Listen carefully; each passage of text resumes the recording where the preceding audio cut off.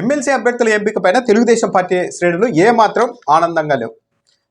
తమ పార్టీకి సంబంధించిన సీనియర్ నేతలకు టికెట్ రాలేదే అన్న బాధ కంటే అవతల పార్టీ వాళ్ళు ఎవరికి ఇస్తున్నాయన్న దానిపైన ఎక్కువ అభ్యంతరం, ఆక్రోశం తెలుగుదేశం పార్టీ వాళ్ళలో కనిపిస్తోంది. ఒకటి, వర్మకు రెండు వైపుల నుంచి వెన్నుపోటు పడింది అన్నది ఒక అభిప్రాయం అయితే, మరీ ముఖ్యంగా బీజేపీకి ఒక ఎమ్మెల్సీ సీటు వదిలేయడం పైన తెలుగుదేశం పార్టీ శ్రేణులు తీవ్ర ఆగ్రహంగా ఉన్నాయి. ఇదంతా ఎలా తయారైందంటే పిరుకోడి భయమే పక్కనోడికి పెట్టుబడిలా తయారైపోయింది. మా చంద్రబాబు నాయుడు గారి పిరిగితనమే ఈ జనసేన వాళ్ళకు, బీజేపీ వాళ్ళకు ఒక పెట్టుబడిగా మారిపోయింది. దాన్ని తీసుకొని ఒక విధంగా బ్లాక్మెయిల్ చేసి మరి వీళ్ళు ఎమ్మెల్సీ సీట్లు, రాజ్యసభ సీట్లు తీసేసుకుంటున్నారు అన్న ఆక్రోశాన్ని సోషల్ మీడియాలో బహిరంగంగానే వ్యక్తం చేస్తున్నారు.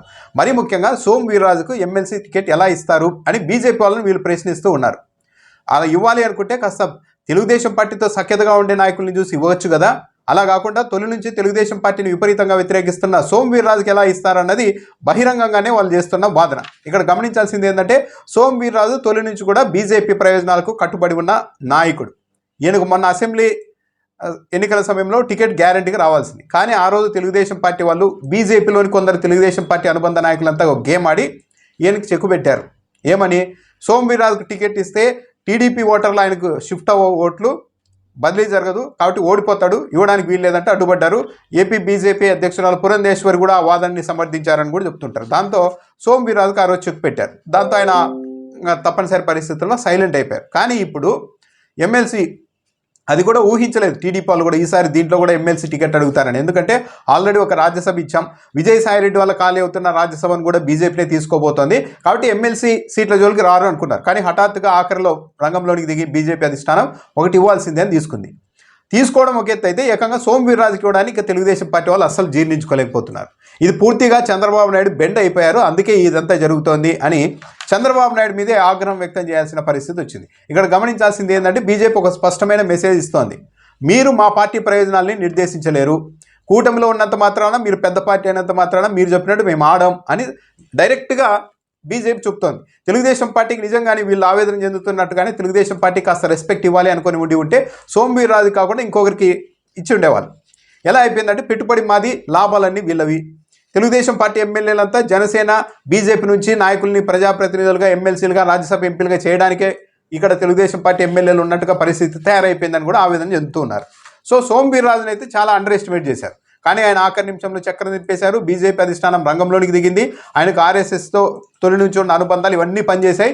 దెబ్బకు ఎమ్మెల్సీ ఇవ్వక తప్పని పరిస్థితి. ఇప్పుడు తెలుగుదేశం పార్టీ వాళ్ళే, తెలుగుదేశం పార్టీ ఎమ్మెల్యేల అంటే ఎలక్షన్ జరగవు అనుకోండి, అన్నీ ఇనానమస్గా అయిపోతాయి. కానీ తెలుగుదేశం పార్టీ ఎమ్మెల్యేల మద్దతుతో ఆయన ఎమ్మెల్సీ అవుతారు. కానీ ఆయన వైఖరి మారుతుందని అయితే చెప్పలేము. తొలి నుంచి కూడా సోము వీర్రాజు ఒకే సిద్ధాంతాన్ని నమ్ముతున్నారు ఏపీలో. బీజేపీ సొంతంగా బలపడాలి అంటే తెలుగుదేశం పార్టీ నీడలో బతకకూడదు, ఇండిపెండెంట్గా ప్రయత్నాలు చేయాలి. టీడీపీతో పొత్తున్నా సరే సరెండర్ అయిపోయినట్టుగా పొత్తుండకూడదు, శాసించే స్థాయిలోనే పొత్తుండాలి అన్నట్టుగా సోము వీర్రాజు వైఖరి ఉంది.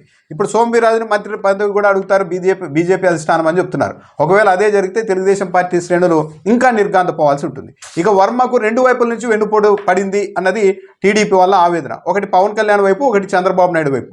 ఇదే పవన్ కళ్యాణ్ ఎన్నికల సమయంలో నా గెలుపును వర్మ చేతిలో పెడుతున్నాను, ఆయన త్యాగం చేశారు, మేము గెలిచిన తర్వాత వర్మను ఒక ఉన్నత స్థాయిలో చూస్తానని స్వయంగా పిఠాపురంలో 2024 మార్చిలో పవన్ కళ్యాణ్ చెప్పారు. కానీ ఈరోజు అదే పవన్ కళ్యాణ్ టీడీపీ వాళ్ళు చెప్తున్నదే, టీడీపీ మీడియా వాళ్ళు చెప్తున్నదే. అదే పవన్ కళ్యాణ్ చంద్రబాబు నాయుడు దగ్గరికి వెళ్ళి పిఠాపురంలో 2 పవర్ సెంటర్లు పెట్టద్దు, ఇబ్బంది వస్తుందని చెప్పారు. దాంతో ఒక పవన్ కళ్యాణ్ వర్మకు టికెట్ ఇవ్వడానికి వీల్లేదని డైరెక్ట్గా చెప్పడంతో చంద్రబాబు నాయుడు కూడా ఏమీ చేయలేకపోయారు అని చెప్తూ ఉన్నారు. అంటే ఒక విధంగా పవన్ కళ్యాణ్ ఉన్నత స్థాయిలో వర్మను చూస్తా త్యాగం చేశారని చెప్పిన వర్మకు పవన్ కళ్యాణ్ ఒక వెన్నుపోటు పడిచారు. ఇక చంద్రబాబు నాయుడు కూడా పవన్ కళ్యాణ్ చెప్పేసేసరికి ఎదురు మాట్లాడకుండా అదేలా అంటే మీకోసం అసెంబ్లీ టికెట్ త్యాగం చేశారు, మీ గెలుపు కోసం ప్రయత్నాలు చేశారు, అలాంటి ఆయనకి టికెట్ ఇవ్వకపోతే బాగోదు కదా, రాంగ్ సిగ్నల్ వెళ్తాయి అని కూడా చెప్పకుండా పవన్ కళ్యాణ్ చెప్పేశారని ఆయన పొత్తు అవసరాల కోసం, కూటమి అవసరాల కోసం వర్మకు చంద్రబాబు నాయుడు గారు కూడా వెన్నుపోటు పడిచారు. యాక్చువల్లీ చంద్రబాబు నాయుడు గారు కూడా పబ్లిక్గానే తొలి ఎమ్మెల్సీ మన వర్మకే దక్కుతుంది, ఆయన పై స్థాయికి తీసుకెళ్తాను కూడా అన్నారు, మంత్రి పదవి కూడా ఇస్తానన్నట్టుగా మాట్లాడారు. కానీ ఈరోజు పవన్ కళ్యాణ్ చెప్పేశారని చెప్పి వర్మకు చంద్రబాబు నాయుడు గారు కూడా వెన్నుపోటు పడిచేశారు. ఇక ఎంత దూరం వెళ్ళిపోయిన పరిస్థితి అంటే, కాసేపటి క్రితం నాదెండ్ల మనోహర్ చెప్తున్నారు, అసలు చంద్రబాబు నాయుడు గారు ముఖ్యమంత్రి అయ్యారంటే అది పవన్ కళ్యాణ్ వల్లే అంటూ కూడా ఆయన మాట్లాడుతున్నారు.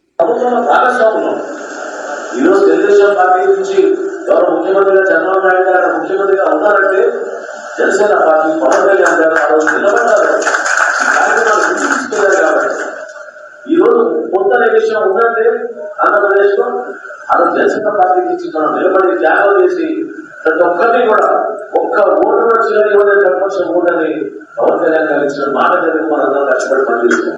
తెలుగుదేశం పార్టీ బలహీనతని, తెలుగుదేశం పార్టీ మమ్మల్ని ఏమీ చేయలేదు, ఎదురు చెప్పలేదు అన్న ఒక బలహీనతని జనసేన బీజేపీ ఇష్టానికి వాడుకుంటూ ఉన్నాయి అన్నది ఇప్పుడు తెలుగుదేశం పార్టీ వల్ల ఆవేదన. పైగా ఇక పిఠాపురంలో పవన్ కళ్యాణ్ అడ్డా అని నాదెండ్ల మనోహర్ కూడా మాట్లాడారు. పిఠాపురం నాదెండ్ల అడ్డా, పవన్ కళ్యాణ్ అడ్డా, ఇంకో ఆలోచన లేదని. అంటే వర్మ మరోసారి ఇక్కడ ఎమ్మెల్యే అవుతానన్న ఆలోచనని వదులుకోవాల్సిందే అన్నట్టుగా చెప్తున్నారు. ఇంకో పవర్ సెంటర్ ఇక్కడ తయారు కాదు అని చెప్తున్నారు. దానికి తోడు వర్మ స్ట్రాంగ్ లీడర్ కాబట్టి ఆయన వీక్ చేయాలన్న ఉద్దేశంతోనే దొరబాబుని, మాజీ ఎమ్మెల్యే దొరబాబుని జనసేనలోనికి తెచ్చుకున్నారు. పవన్ కళ్యాణ్ నిరంతరం పిఠాపురంలో ఉండలేరు కాబట్టి ఈ దొరబాబు ద్వారా వ్యవహారాలన్నీ నడిపేందుకు ప్రయత్నాలు చేస్తున్నారు. వర్మన్ సైడ్ ట్రాక్ కంప్లీట్గా ఫేడ్ అవుట్ చేయడానికి ప్లాన్ చేశారు. ఇందుకు చంద్రబాబు నాయుడు కూడా సహకరిస్తున్నారు అన్నది తెలుగుదేశం పార్టీ వల్ల అభిప్రాయం. సో ఓవరాల్గా చూస్తే వర్మకు 2 వెన్నుపోట్లు పడ్డాయి అన్నదైతే చాలా కన్ఫర్మ్. అటు చంద్రబాబు నాయుడు మోసం చేశారు, పవన్ కళ్యాణ్ ఇంకా డబుల్ మోసం చేశారు, వాడుకొని వదిలేశారు. పిఠాపురాన్ని మొత్తం తన చేతుల్లోనికి తీసుకోవడం కోసం వర్మ అడ్డుగా ఉన్నారు అని పవన్ కళ్యాణ్ భావిస్తున్నారు అనేది కూడా చాలా క్లియర్గానే నాదెండ్ల మనోహర్ స్టేట్మెంట్లను బట్టి కూడా అర్థమవుతుంది. ఇక సోము వీర్రాజుకు ఎమ్మెల్సీ ఇవ్వడాన్ని మాత్రం తెలుగుదేశం పార్టీ వాళ్ళు జీర్ణించుకోలేకపోతున్నారు. మా పార్టీ నాయకత్వం చంద్రబాబు నాయుడు గారు పూర్తిగా బలహీన పడిపోయారు, ఆయన ఏమాత్రం ఎదిరించే పరిస్థితుల్లో లేరు. పేరుకే ఏపీలో కూటమికి తెలుగుదేశం పార్టీ నాయకత్వం వహిస్తున్నట్టు, ఎక్కువ ఎమ్మెల్యే స్థానాలు టీడీపీకి ఉన్నట్టు అనిపిస్తున్నా కానీ ఇక్కడ మాత్రం ఈయన నిర్ణయాలు చెల్లుబాటు కావడం లేదు.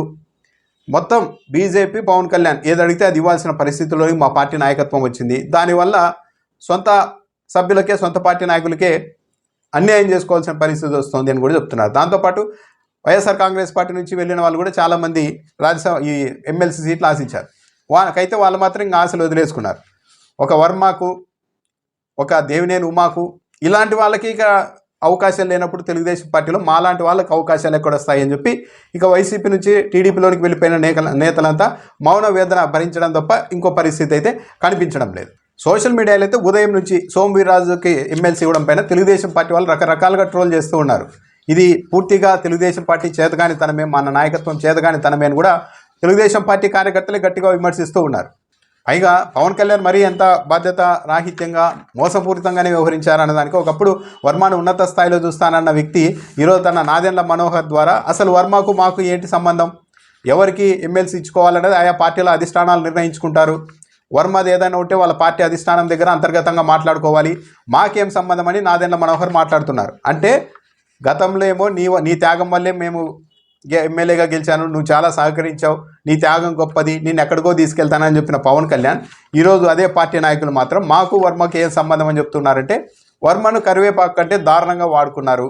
ఎందుకు తెలుగుదేశం పార్టీ ఏమంటారు దాన్ని అసమర్థత అనలేము కానీ వాళ్ళ ఇది కూడా పవన్ కళ్యాణ్కు జనసేన వాళ్ళకు కలిసి వస్తుంది. అందుకే పిఠాపురంలో పూర్తిగా వర్మను అయితే ఫేడ్ అవుట్ చేసేందుకు పక్కాగా ప్లాన్ చేశారు. వర్మకు ఎమ్మెల్సీ టికెట్ అన్నది టీడీపీ, జనసేన కలిసి ఉన్నంతకాలం వచ్చే ప్రసక్తే లేదు అన్నది చాలామంది అభిప్రాయం. ఒకవేళ వర్మకు ఎమ్మెల్సీ ఇచ్చారు అంటే ఆ రోజు ఏమైనా ఇంకా పవన్ కళ్యాణ్కి చెక్ పెట్టడానికి ఏమన్నా చంద్రబాబు నాయుడు ట్రై చేసినప్పుడు మాత్రమే ఆయనకి ఎమ్మెల్సీ దక్కుతుంది, కానీ అప్పటి వరకు ఇక దక్కే అవకాశాలు లేవు అన్న ఒక నిర్ధారణ కూడా వస్తున్నారు. పవన్ కళ్యాణ్కి నిజంగా చిత్తశుద్ధి ఉంటే తన కోసం త్యాగం చేసిన వర్మ కోసం ఆయన నాదెండ్ల మనోహర్ కూడా అంటున్నారు, కావాలంటే తాను త్యాగం చేసి పదవులు ఇతరులకు ఇచ్చే వ్యక్తి మన పవన్ కళ్యాణ్ గారని.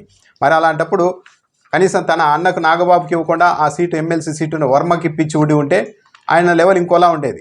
కానీ అది కూడా చేయలేదంటే ఇదంతా కావాలని చెక్ పెడుతున్నారు. వర్మ పిఠాపురంలో ఒక బలమైన నాయకుడిగా ఉండడం, ఆయన చుట్టూ రాజకీయం నడవడం, ఆయన పైన చర్చ జరగడం కూడా పవన్ కళ్యాణ్కి ఇష్టం లేదు అన్నదైతే క్లియర్గా అర్థమవుతోంది.